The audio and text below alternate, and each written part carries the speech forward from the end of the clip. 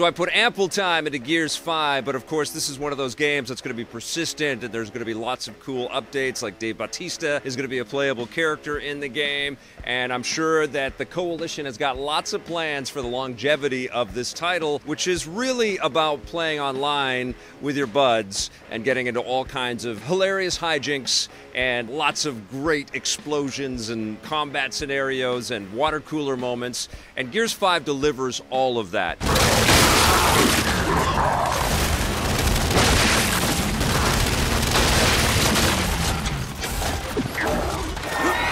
We got Jovies! Lay into them with that thing! It's like 4 games in one, so let's talk about the campaign, because I wasn't able to have finished it when I did my first thoughts, but I have finished the campaign, and overall I really enjoyed the campaign, not necessarily because the gameplay was so revolutionary or blowing me away, but mostly because I really feel like the Coalition is building these characters like they're making them out of rock, you know? Like they're such a part of the firmament of the history of video games now. And a large part of that obviously has to do with, you know, the epic unveiling of Gears of War, and Gears 1, 2, and 3 were really, really successful and phenomenal titles. But what's happened since the Coalition has taken over is they're kind of taking advantage of the passage of time, and they're really creating lineage across these different characters and their families. And so you really start to feel for the value of these individuals that are in the game, which is not something that you would, you know, think at first blush with Gears of War. But I think that's one of the secret weapons of Gears of War right from the beginning, is that they've had characters that you really cared more than you would think you would about these, you know, just giant brutes. But they, you know, were pursuing their wives, and some of them would get lost for a while and you'd really care about them. But now with Gears 4 and with Gears 5, there are kids involved, and there's gray hairs involved, and all of the actors have come back, and you really kind of, you grow with these characters and you grow with these storylines. I'm sorry.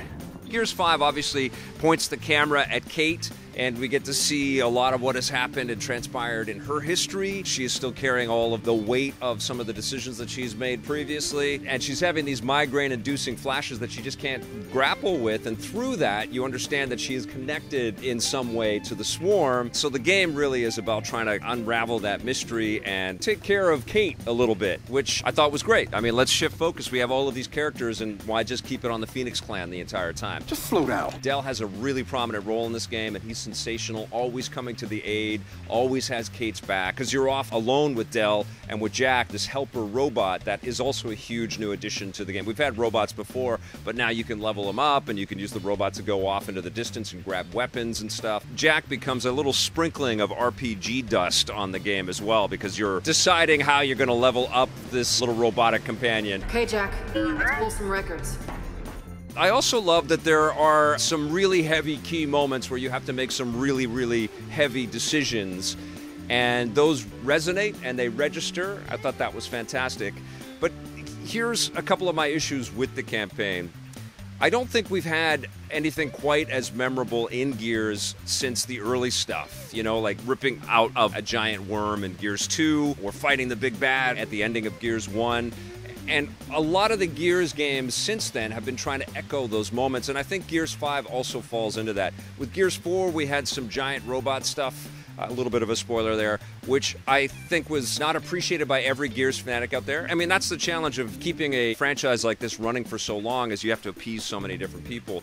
With Gears 5, I felt like the campaign was a little more safe than I thought it was going to be. Even though there's some really heavy dramatic beats, in terms of gameplay, it sort of adheres a lot more closely to early Gears stuff. Now, that might be music to your ears if you're a longtime Gears fanatic. For me, I wanted to be a little bit more surprised.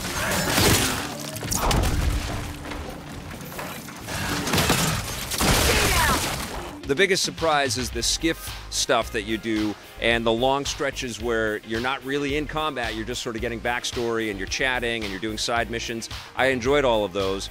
I liked them a lot more on the icy levels than I did in the sand levels. I felt like the skiff stuff kind of overstayed its welcome a little bit, and it wasn't as much of an honest surprise when we went back to it. You know, it was like, oh, okay, we're doing this again. Let's get back on the skiff. It's not that it's bad, it's just that we're skiffing over kind of boring areas. And even though you're mounting guns on the skiff, we're not really getting into conflict until we park it and then get off of it. And I don't know, I just felt like there was a lot of uninhabited skiffing time that could have been a little bit more exciting. Here we go! Also, some of the bosses, although the wardens are amazing, they've got these huge, massive clubs with spikes on them, and they shield themselves from gunfire. It's super fun taking them down. They're frightening as hell, especially if they're shielded, and you got to take out the little shield bot. Loved all that stuff. But there's some mega huge bosses that were super disappointing. You kill them and then they come back, and I just thought that they were a little cheesy and cheap, particularly in the face of some of the other massive boss reveals that we've had in previous Gears games.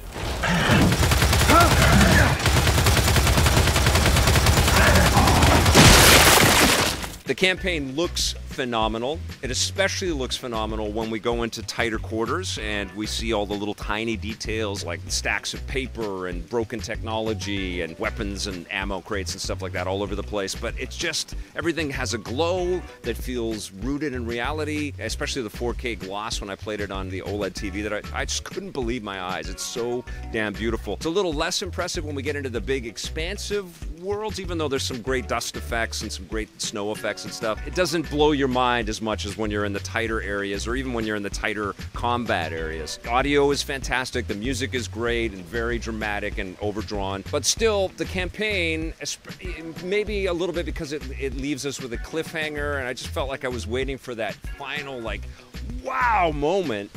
The campaign was a little disappointing for me. I would give the campaign of Gears 5 about an 8.5. There's tons to love, but it wasn't the best of the Gears campaigns. Excuse me?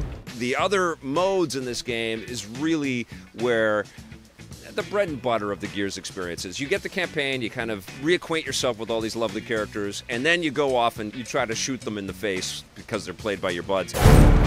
Escape is the great big new reveal this time out. It allows you to sabotage the swarm. You start inside of one of those creatures that sucks you into its belly, and then you've cut yourself out, and you've got this gas that you can drop, and you're trying to exterminate everybody and escape with your buds, and you've got very little ammunition, and you've got to basically slaughter your enemies and take their weaponry and find little caches of weaponry and stay alive. And all of the different bad guys are crafted and in place so you can memorize where you got to go and work together to do that. It's really hard to be able to pull off an escape alone because the enemies are relentless, and each one of these levels, I mean, obviously you can play at different difficulty levels, but each one of these levels is meant to challenge you as much as possible and really engage you with the idea that you want to play cooperatively. You can also build your own maps, which is a huge part of Escape's charm. Move your ass, let's go! Horde mode returning again, and you drop in the Fabricator, and you're leveling up all kinds of defensive power-ups. You can also go for little energy boosts and things like that out of the field.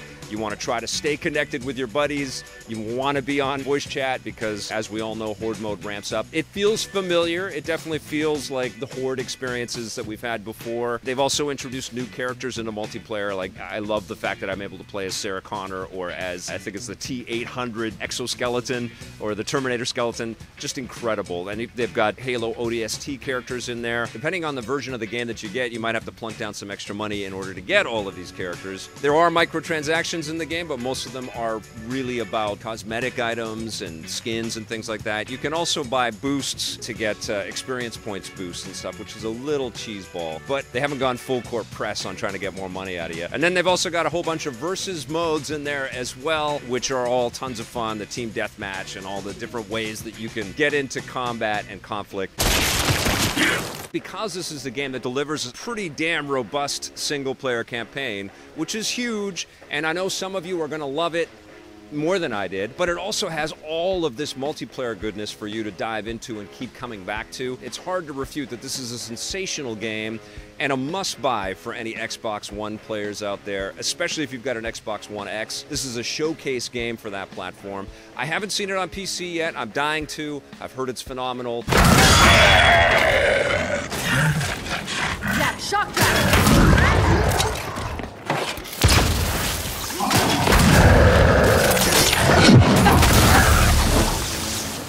I've been having a blast with Gears 5. I think it's terrific. I'm giving it a 9 out of 10.